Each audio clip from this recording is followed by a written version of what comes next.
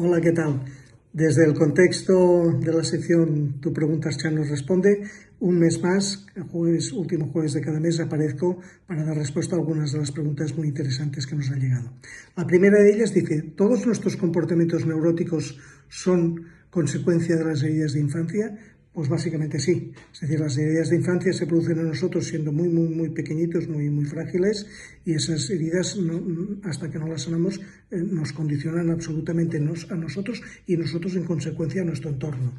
Esas heridas de infancia, que como sabéis son de abandono, de rechazo, de injusticia, de humillación y de traición, esas heridas de infancia son las que van a facilitar nuestras peores dificultades emocionales en la vida, y que con que son evolutivas porque hay una experiencia sobre la que se va viviendo cada uno de nosotros, esas heridas en realidad cada vez se engrandecen más porque el ego tiene ahí una herramienta muy potente para proyectar ese sufrimiento cumpliendo con su función en nosotros, ¿no? Por lo tanto, que sepamos que detrás de estas ansiedades, de esos estados depresivos, de esas tristezas prolongadas, iras a veces injustificadas, comportamientos que a veces nos cuestan, están siempre nuestras ideas de infancia, que las podríamos llamar heridas primarias, para entendernos bien. Sanarlas es fundamental. La segunda pregunta dice, ¿cómo distinguir el ego de mi verdadero yo? Esta pregunta me encanta. Hablar del ego me encanta. Bueno, básicamente porque el ego tiene sus propias necesidades neuróticas que no tienen que ver con nuestra esencia en ningún caso. ¿Cuáles son las necesidades neuróticas del ego más fáciles de detectar? Bueno, la necesidad de aparentar y la necesidad de fingir.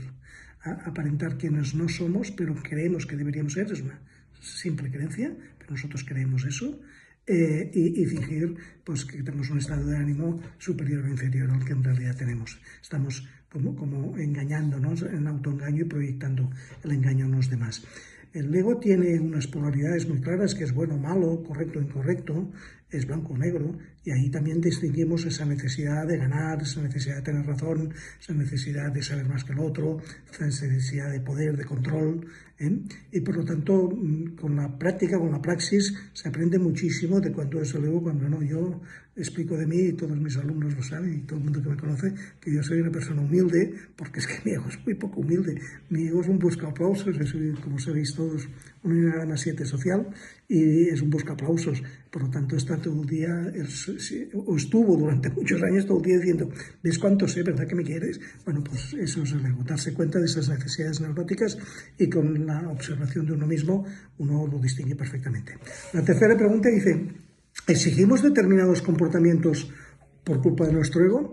Bueno, básicamente yo la pregunta distinguiría un poco que por culpa de nuestro ego, no. Yo le diría a consecuencia de nuestro ego, ¿verdad? Porque el ego cumple con su función. Es decir, el ego tiene mucho más, claro, tiene mucha más conciencia de cumplir con su función que nosotros de evitársela.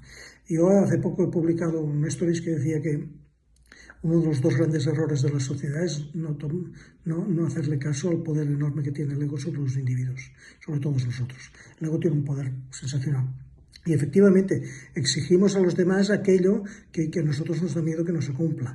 Exigimos porque tenemos la inseguridad de que si ocurre diferente de lo que exigimos, no sepamos cómo reaccionar.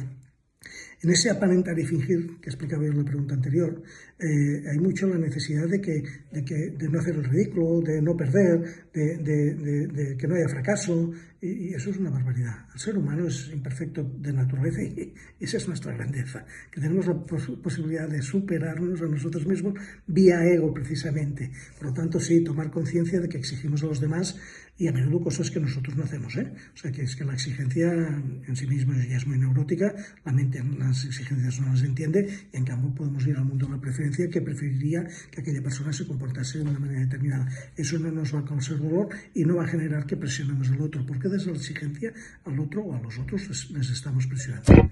Lo dejo aquí, hasta el mes que viene. Muchísimas gracias por vuestra participación. Seguimos ahí. Gracias.